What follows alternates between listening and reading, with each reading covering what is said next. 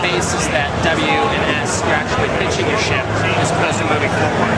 You control your speed with that throttle. When you're on the ground, W and S does still move your character around. For Star Trek, the goal is that we want to deliver everything that you see in our episodes. So you have space combat, you have ground combat.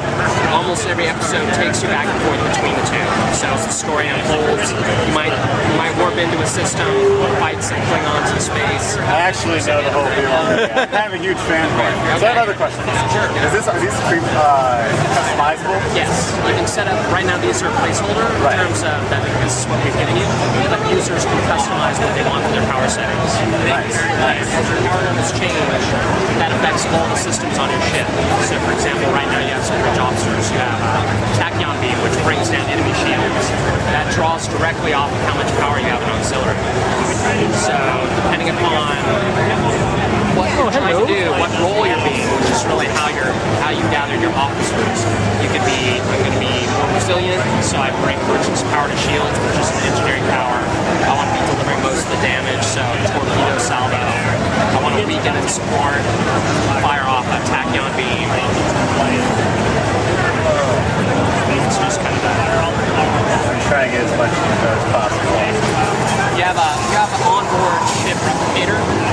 So as you're gathering, as you're gathering items, you can basically put it in the replicator. Put in the replicator and you have like a set energy kind of a map. Oh, that's awesome. If you want to get into combat, you can warp to the next section. Okay. And that you'll go up against some Klingon bird. Oh, nice. The space combat, well, if you've read a little bit, the space combat is very much like all ship combat in terms of positioning is very important. You want to get your broadside, in this case, on the enemy because you have fore and aft beams that overlap. Torpedoes, you have fore and aft torpedoes, but their firing arc is a little bit more narrow. So when you bring a shield down, that's really when you turn in and fire off a torpedo to bring it down. You can also prep, so if you click on torpedo salvo, that actually doesn't fire it off. Instead, it loads it into ready to go. And then you have 30 seconds to fire that off. So as you're getting close to the enemy, and combat range is 10 Okay. Yeah, because that's basically a bridge officer skill. Exactly. So when you tell him to use it, he'll use it within the next 30 seconds or so. He will prep it for you. You'll prep it, and then like when the first time he is able to use it, he will use it. It's up to you. It's up to me. For firing. Because you have fore and aft torpedo launchers, it'll prep both, and you get to choose if you want to fire the fore or aft, depending on which target you're attacking. So you're getting fairly close, like if you target the 10.3, you almost have it in combat range. You can prep that, and that loads it, and you have 30 seconds to fire it off. You can fire it off now if you want. Press 1, or how do I? 1 or click on it, either way. Blast them, Sam. Fire it off with salvo. Okay. Spacebar will fire any beam weapons that are in arc. So it's something that you just tap every once in a while. You have constant beam, and then you just bring more DPS or damage per second on the enemy. You're dying. No damage to your shields. You can redirect energy to a shield by clicking on the arrow. I just did that because I was never. Awesome. Or you can balance by clicking on the shield. This balances? Balance cool. Shield energy. If you're really, right now you have full powered shields, so that actually means you're going to be very defensive. It's going to be hard for them to bring it down. Skip it down. Balance is good for all your powers. You have an emergency power to shields, which is bridge officer engineer power. Shields really are hurting. Convert energy to that. You have a selection of personal powers that you get from being a captain. So if you're a tactical captain like this one, you have attack pattern alpha, which is a damage boost. You have evasive maneuvers, which gives you turn and speed boost to get out of the situation. You can have multiple enemies kind of targeted at once, and then you fire a beam at one, and then switch targets and fire off a torpedo at another. So you can Nice, so you're not stuck just on one. Yeah, you can actually... Yeah, nice. When the My first kill.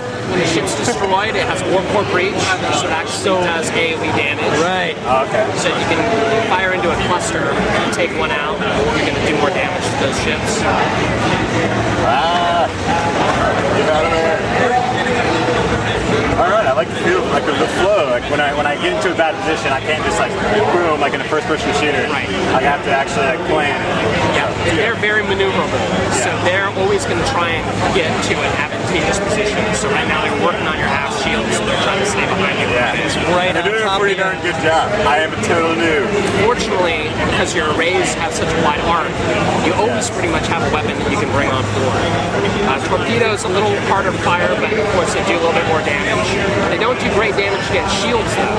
So when you fire a torpedo at a healthy shield, some bleeds through, but a lot of it's dissipated. So the torpedoes really, when you bring a shield down, you fire a torpedo off and do lots of hull damage. I almost had it timed up wrong. That's really cool. You see how I just missed that timing when the shield was down and I moved? Yeah, the shield, once it drops, it starts recharging and then pops back in. Like you moved and then I see I had these two shields. Yeah, that was nice. Also, you can turn away, so if you're taking a lot of damage when your shield drops, one of the options is, well, you can reroute power, or you could do evasive maneuvers and quickly turn your ship to bring one of your healthy shields Nice. to intercept the incoming Now, is that one of the skills that you can get, or is that something that everybody can do then? As you rank up, so you start off as lieutenant, then you become lieutenant commander, and so on, you will have a set number of space powers that come just from being that rank. And then when you choose a career, so tactical in this case, your power for being a lieutenant was attack pattern alpha. So you have personal powers. How you customize is really the collection of bridge officers that you get. Right. So you train them up, you give them new powers. As you get into bigger and bigger ships, their seats become more powerful. Right. So like right now, in a beginning ship, they only have one power each at their disposal. As soon as you get into like a galaxy ship or something like that, each station has multiple consoles for them to use, so they have more powers at their disposal. Very cool. So what's like the maximum that you could have on there of bridge officers? Is it possible to like fill the whole screen There's with different them? configurations. A normal one would be 4 officers, and one officer would have 4 space powers. Another would have 2.